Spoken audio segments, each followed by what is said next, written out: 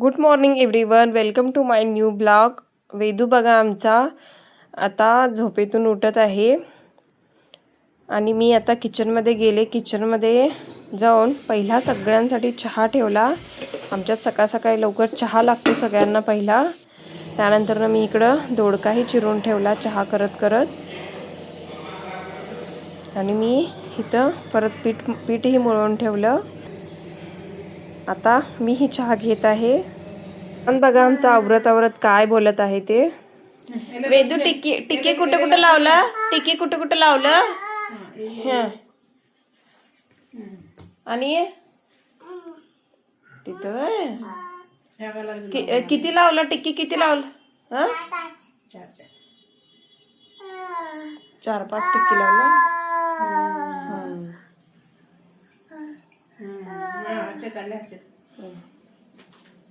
गिडा कोण लावलं काल, गिडा कोण लावलं. दादा. दादा कोण आहे, दादा कोण आहे.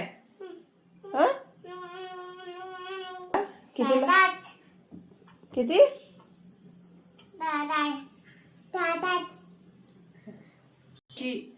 तू मम्मम काय काय खाणार. वेदू मम्मम काय काय खाणार. तूप संपलं वेदू.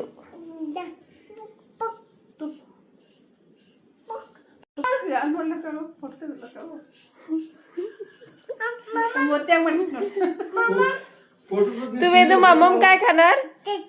आणि तूप राईस. इथं वरण करायला वरणासाठी डाळ लावली. इथं वेदूचे पप्पा चाललेले आहेत जॉबसाठी.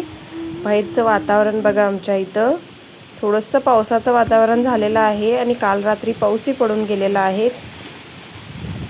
पूर्ण हिरवळ झालेलं आहे. असं वातावरण मला खूप आवडतं. काम करायलाही मज्जा येते. उन्हामध्ये झोप येतं, कामही करू वाटत नाही. अशा वातावरणामध्ये पूर्ण फ्रेश वाटतं. वेदूचे पप्पा चाललेले आहेत, त्यांना समजत नाही आहे मी व्हिडिओ करते ते. आणि त्यानंतर वेदू बघा आमचा असा टी व्ही बघत बसलेला आहे. वेदूची आजी हॉस्पिटलला गेलेली आहे. वेदूला करमेने झाले म्हणून वेदू टी व्ही बघत बसलेला आहे. बाहेर पडलेला आहे पाऊस, बाहेर जाऊ शकत नाही वेदू. टी व्ही थोडा वेळ बघितला वेदूने. त्यानंतर मी त्याला रांगोळी दिली की बाहेर चालला, सारखं पळून बाहेर चल म्हणून रडत होता. बाहेर तर पाऊस पडलाय म्हणून रांगोळीशी खेळत बसेल म्हणून रांगोळी दिली. आणि रांगोळीशी तो अर्धा तास 1 तास तरी खेळत बसतो. अशी विस्कटी केली रांगोळीची. थोडं काहीतरी काढला. त्यानंतर पूर्ण रांगोळी पोर्चमध्ये त्यानं पसरवली. मग त्याला मी सांगितलं की तूच लोट. साळोता घेऊन स्वतःच लोटायला परत चालू केला.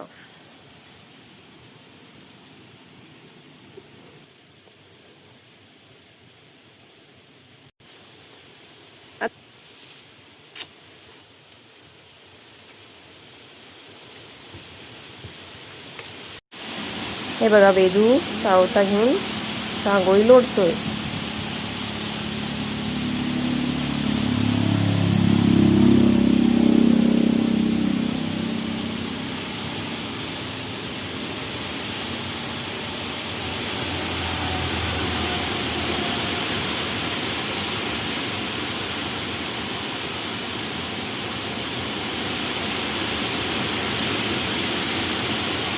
आंबाकडे आले, तू बसणार आंबामध्ये. कसं तर 1 तास खेळला. त्यानंतर त्याला राहावे ना. त्याला असं वाटायला लागलं की त्याचे बाबा म्हणजे आजोबा शेतातच आहे.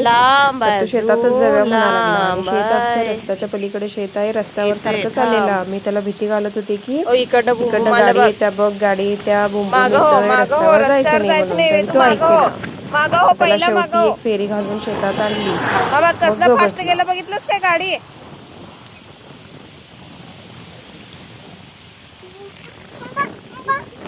येत आहे थांब, अजून लांब आहे ते. चप्पल घाल.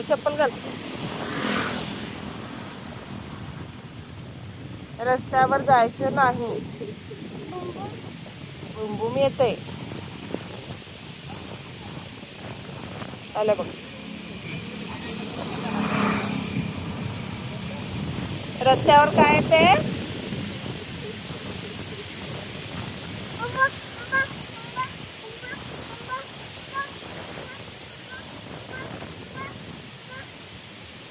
तिथं कुठला आंबा आहे? आंबा होय. आंबा संपल्यात झाडाचे. झाडाचा आंबा संपलाय वेदू. घरात आहे, चल तुला देतो.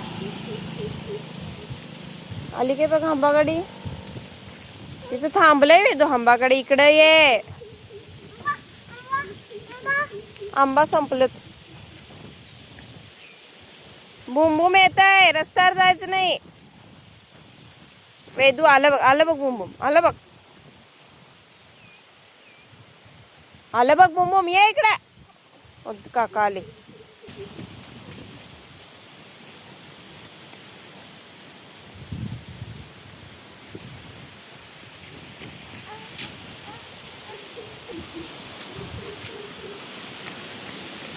चप्पल काढ.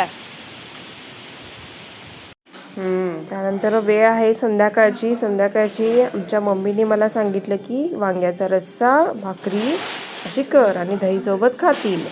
एकच भाजी कर म्हणजे. मेन तेलकट वास नाही त्याला आवडते की एक काहीतरी वांग्याची आमटी, भाकरी आणि दही असं खातात. लोणचं वगैरेही असतं. तर मी अशी चिरून वांग्याची भाजी केली. त्याच्यामध्ये सुकं खोबरं आणि कूट, शेंगदाण्याचं कूट, चटणी मीठ अशी घालून वांग्याची रस्सा भाजी केली.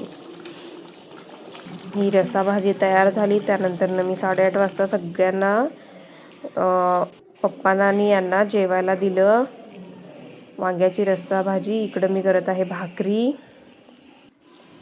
भाकरी ही तयार झाल्या. भाकरी तयार झाल्यानंतर हे बघा भाकरी कशी माझी फुगली. तुम्हाला भाकरीची, वांग्याची भाजीची रेसिपी हवी असेल तर कमेंट करा, मी तुम्हाला रेसिपी देईन. त्यानंतर मी सगळ्यांसाठी ताट केलं जेवणासाठी.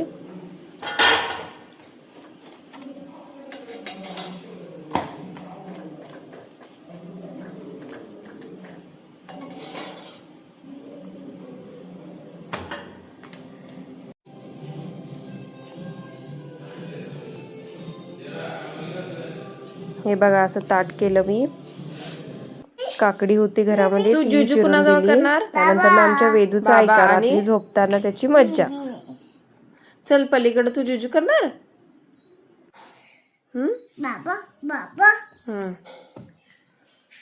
कुणाजवळ झोपणार तू? तुझं हंतरायचं कुठे आहे? हे कॅच वे. आणि तुझं उशी कुठे आहे? तुझी उशी. हा, आणि बाबांची उशी. बाबा कुठे जुजू करतात?